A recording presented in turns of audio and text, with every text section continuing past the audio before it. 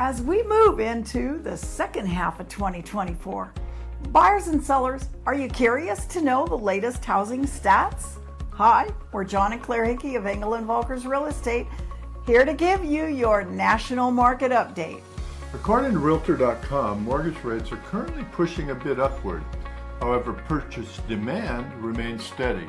To help buyers with the frustration of the uptick in rates, nationally home prices fell a bit in April, with a median home price down about 1.1% compared to this time last year.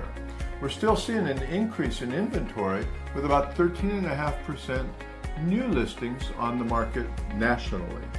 This increase in inventory is also helping buyers battle affordability challenges, with more properties to choose from when making an offer.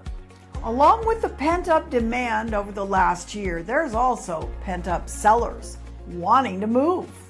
Realtor.com is reporting that 80% of homeowners have been thinking of selling over the last 1 to 3 years.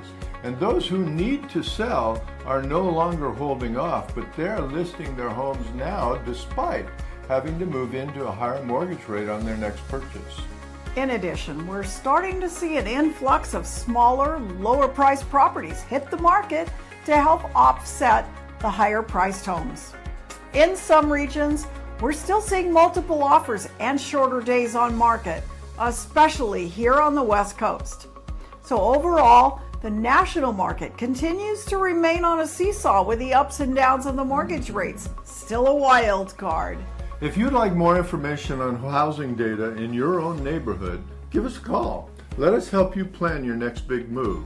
With nearly 4 decades of experience in local residential real estate, we're John and Claire Hickey of Engel and Voelkers, and we love guiding you home. We'll see you on the next video.